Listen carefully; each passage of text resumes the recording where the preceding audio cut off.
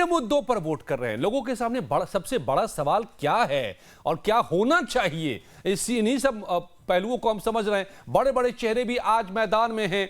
CM पद के दावेदार भी मैदान में हैं, तो डिप्टी सीएम मौजूदा भी मैदान में हैं और पूर्व मंत्री भी कई मैदान में हैं, मौजूदा मंत्री भी कई मैदान में हैं। तो उनकी क्या हालत है, कौन कहां पर कितना दमखम रख रहा है या फिर कौन फंसा हुआ है, ये सारी बातें हम समझेंगे। आइए एक बार हम सीधे ग्राउंड जीरो से आप ले लेते हैं। रजनीश और धीरज हमारे संवाददाता दोनों बने हुए हैं। रजनीश, एक बार फिर से आप बताइए जरा सा, क्या लोगों की कतार लगनी मैं आपके पीछे देख सकता हूं, क्या मुद्दा बता रहे हैं लोग?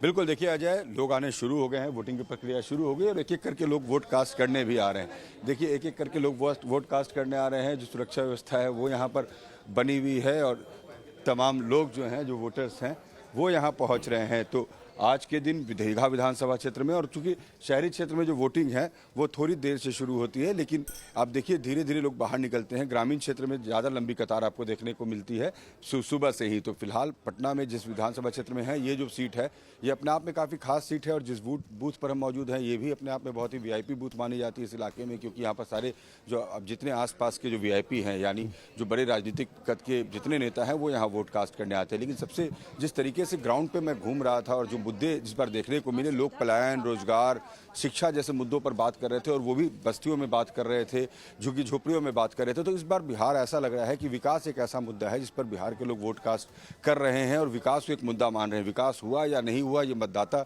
डिसाइड करेंगे, लेकिन विकास को एक बड़ा मुद्दा मानकर जाए यहाँ पर लोग वोट कास्ट कर रहे हैं, ये समझ में तो जरूर आ रहा है। और लोगों की कतार धीरे धीरे बढ़ेगी। अभी थोड़े शहरी क्षेत्रों में कतार छोटी होती है। आपने वोट दिया? मैं दे दिया, दिखाई पर निशान दे दिया। कैसा बिहार का विकास हुआ है, क्या दिखता है, क्या सोच के वोट? अभी हम क्या बोले, अभी विकास, बच्चा सबको नौकरी मिल ही नहीं रहा, विकास के क्या बोले।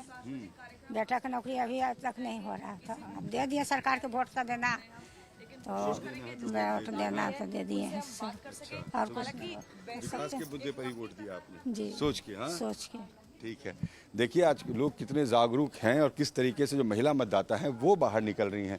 ये एक अच्छी बात है कि महिला मतदाता बाहर आते दिख रही हैं और वो वोट कास्ट, अभी 3-4 महिलाएं ही यहाँ पर जाए आई थी और देखिए कितनी बेबाकी से वो लोग कहते हैं कि हम तो वोट देना था तो वोट दिए हैं। लेकिन जैसा मैंने आपको पहले ही बताया था ना कि अब बिहार के लोग जो हैं रोजगार को, विकास को, इसको मुद्दा मानते हैं और अब शायद कुछ स्थानों पर तो अभी भी जातीय समीकरण बिहार में मायने रखती है और आज भी वो एक बैरिकेड जो बना हुआ है जाति वाला, वो तो बना ही रहता है। लोग इससे बाहर बहुत लोग नहीं निकल पाते हैं, लेकिन बहुत लोगों ने वो बंदिशें तोड़ी है और अब अपनी सोच से वोट कास्ट करते हैं। साफ तौर पे मुखर हैं लोग और जागरूक है और मुद्दों को लेकर के सजग भी हैं। तो चुनाव मैदान में जो वादे और दावे चल रहे हैं वो उसके आधार नजर आ रहे हैं यहाँ पर। धीरज, तो यहाँ पर मोकामा में तो लंबी लाइनें सुबह से लग गई हैं। ये बेखौफ हैं लोग, ये तो लोग बता चुके हैं, लेकिन ये क्या पोलराइजेशन है, ये जो पिछले दिनों जंग चली है उसका असर है कि लोग उफान करके वोट डालने आ रहे हैं?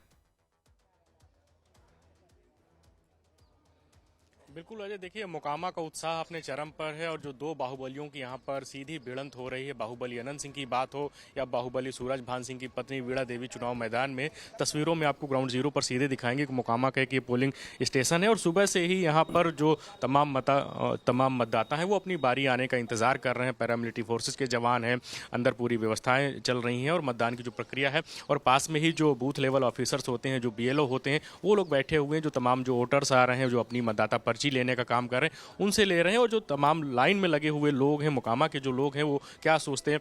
मोकामा में पिछले दिनों दुलार चंद यादव की हत्या हुई थी, तो तमाम तरीके के सवाल खड़े हुए यहाँ को लेकर। किन मुद्दों को लेकर आप मतदान करने के बारे में सोच रहे हैं आज? मतदान तो करेंगे ही, मतदान करने आए हैं और मैं ज़्यादा क्या बोलूँ, यहाँ कुछ कमियाँ हैं, वो सरकार से अनुरोध करेंगे कि पूरा हो। जैसे हॉस्पिटल कुछ बढ़िया सा एक हो, शिक्षा व्यवस्था कुछ बढ़िया सा हो, इसी पर हम।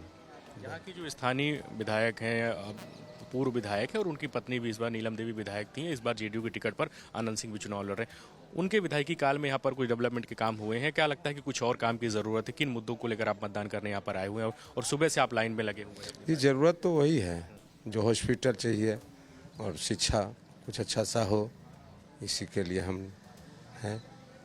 आप क्या कहेंगे? हम यही कहेंगे जो काम हुआ है और काम होना चाहिए। सबसे पहले स्वास्थ्य का सुधार होना चाहिए। स्वास्थ्य, शिक्षा और रोजगार, 3 चीज़ बेसिक चीज़ बिहार के लिए है जो बिहार को आगे की ओर ले जाएगी। तो मेरा कहना यही साफ है कि पहले स्वास्थ्य का अच्छा व्यवस्था किया जाए, उसके बाद शिक्षा पर जोर दिया जाए। शिक्षा चल रही अच्छा है, उस पर और बढ़ाया जाए। उसके बाद साथ में रोजगार की व्यवस्था भी की जाए। हम भी चाहते हैं कि हमारा मोकामा और हमारा बिहार दोनों आगे की ओर बढ़े। आने वाले 5 सालों में अपने बिहार को ऊपर की ओर देखना चाहता हूँ।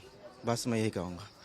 आने वाले समय में अपने मोकामा को और अपने बिहार को और आगे देखना बहुत सही चाहते बात हैं। है। कुछ और लोग हैं जो सब काफ़ी पीछे लाइन में लगे, उनसे भी बात करके जानने की कोशिश करेंगे। क्या कहना चाह रहे हैं? आज किन मुद्दों को लेकर मतदान अपनी बारी आने का इंतजार कर रहे हैं? मोकामा में कोई मुद्दे नहीं है। विकास जैसे पूरा भारत में हो रहा है, ओकरा साथ मिलल जुलल बिहारो के होइए रहल, बस इतने पर। मोकामा में कोई मुद्दा ही नहीं है। मोकामा में कोई मुद्दे नहीं है। कोई मुद्दा है ये नहीं है मोकामा में। किन चीज़ों को लेकर मतदान करने आ रहे हैं? विकास के नाम पर ठक है, बस मतदान अपना वो हक है वही दे रहे हैं। यहाँ पर कोई डेवलपमेंट के काम हुए? कोई डेवलपमेंट नहीं है।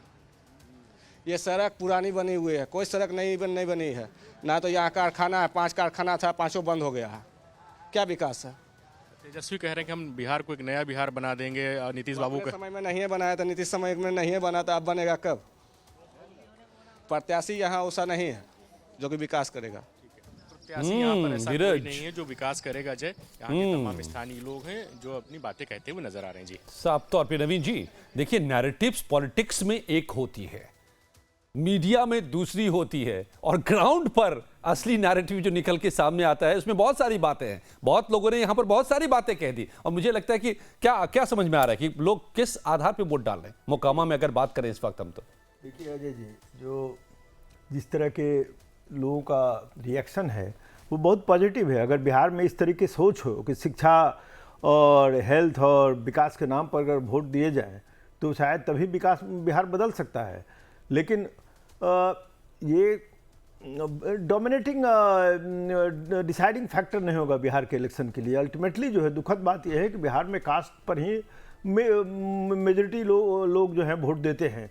ये एक फ्लोटिंग वोटर है जो हर इलेक्शन में 10 से 15% लोग रहते हैं जो कि सीरियस मुद्दों पर वोट देते हैं। उनकी संख्या धीरे धीरे बढ़ रही है। लेकिन अभी तो लाइन में लगे सभी हाँ, लोग किसी न किसी मुद्दे की बात कर रहे हैं, एजुकेशन की बात कर रहे हैं, हेल्थ की बात कर रहे हैं। वो कह रहे हैं रोड नहीं है यहाँ पर, वो फ्रस्ट्रेटेड हैं कि यहाँ के कैंडिडेट नहीं उस लायक है कि वो कुछ काम करे। ये तो एकदम सही बात है। आप जो कह रहे हैं हाँ। उसमें ऐसे भी लोग मिले जिन्होंने कहा कि बिहार मोकामा में कोई मुद्दा ही नहीं है उनके अनुसार। तो देखिए आप हुआ क्या है वहाँ मोकामा को समझना पड़ेगा आपको कि अनंत सिंह को अरेस्ट क्यों किया गया। अनंत सिंह को अरेस्ट इसलिए किया गया कि उसके कारण सिंपैथी मिल सके। सिंपल बात है। हम कह रहे हैं एक रिस्पॉन्सिबल जर्नलिस्ट की तरह यहाँ बैठकर कि डैमेज कंट्रोल नहीं था, वो सिंपैथी नहीं। चूंकि बहुत हंगामा हो गया कि लॉलेसनेस है, 2 फैक्टर हुए। एक तो लॉलेसनेस को दूर करने के, एक्विजिशन को दूर करने के लिए, और दूसरा ये सिंपैथी उनके कास्ट के वोटर के बीच में मिले, और उसका इम्पैक्ट पड़ा है मोकामा में और उसके आसपास के एरिया में। डेफिनेटली ये अच्छी बात है। जो लोग ये कह रहे हैं कि शिक्षा और हेल्थ और आपको डेवलपमेंट इशू रहे, बिहार का जो समअप किया लोगों ने, आपके जो लोग बोल रहे हैं कि बिहार में अगर आप जरूरत क्या है, नीतीश कुमार के राज्य में बिहार में बहुत पॉजिटिव चीज़ें हुई है इसमें, लेकिन शिक्षा और हेल्थ बिहार बर्बाद हो गया इसमें पिछले 10 सालों में, कम से कम 15 सालों में। और डेवलपमेंट में देखिए हमेशा एस्पिरेशंस रहे कि और डेवलपमेंट हो, लेकिन ये 2 क्षेत्रों में अगर लोग बोल रहे हैं तो ये बहुत ही पॉजिटिव चीज़ है बिहार के लिए। विनोद जी, क्या लग रहा है आपको कि जो वोट जो डाल रहे हैं लोग उन्हीं मुद्दों पर जो वो बोल रहे हैं, या फिर जैसा नवीन जी को लग रहा है कि दिल में जाति ही है? देखिए, जो जाति वाली बात है वो कोई खुल कर नहीं कहेगा। आपके रिपोर्टर ने जो 2 लोगों से 3 लोगों से बात की, मैं उन्हीं के स्टेटमेंट को रीड करने की कोशिश करता हूं। एक ने बोला कि सरकार से हम अनुरोध करेंगे कि यहां पर हॉस्पिटल की सुविधा या हेल्थ केयर बढ़ाएं। तो जब सरकार से आप अनुरोध कर रहे हैं, इसका मतलब आप अब तक के सरकार के को बढ़िया रिपोर्ट कार्ड दे रहे हैं, आप उससे अनुरोध कर रहे हैं, बदलने की बात नहीं कर रहे हैं। एक बात पर्सनल एस्पिरेशन है कि दूसरी बात यह है कि एक व्यक्ति से जब पूछा गया कि भाई यहाँ पर केंद्रीय विद्यालय, डिग्री कॉलेज और रोड्स की जो व्यवस्था जो गांव के अंदर जाती है उसको ठीक करना। राहुल जी जिस तरह से नदी में पोखरण में कूदे हैं उस पर क्या कहेंगे? मैं क्या कहूँ इस पे? मैं मेरे पास मेरे विधानसभा से ऊपर अभी कुछ नहीं सोच रही मैं। मेरे लिए अलीनगर विधानसभा सबसे ज़्यादा ज़रूरी है आज। उसके अलावा आप मुझसे कोई दूसरी प्रश्न करेंगे, उसके लिए हमारी पार्टी है जवाब देने के लिए। सभी जाके मतदान करिए, घर से बाहर निकलिए, मतदान करिए। लोकतंत्र का महापर्व। अपना वोट डालेंगी? मेरा 11 तारीख को है। मेरा 11 तारीख को है।